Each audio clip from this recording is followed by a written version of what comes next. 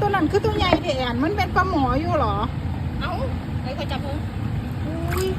แบบบิ๊กบูมมากเลยอ่ะปลาหมอคือตัวเงาแท้ปลาหมอคือปลาคอเออเมียนบัวแบบตัวใหญ่ค่ะปลาหัวบ้านหนูมึงปัญญาปะนี่เลย โอ้ตายน้ำกระเด็นเลยอ่ะนี่เป็นเมียนอยู่หัวแมนปลาหมอนั่นแหละปลาหมอคือตัวเงาแท้ปลาหมอคือตัวยาวแท้พี่ยาวแท้ปลาหมอตัวยาวมากเลยอ่ะ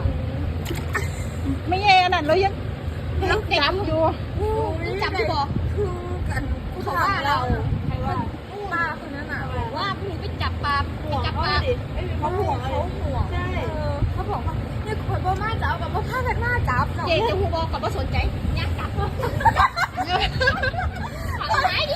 ไม่เราใครก็อยากให้เราเลยโตไปสู้โตแล้วก็พันยางมาจับกดแอนมันไปแล้วอ่ะ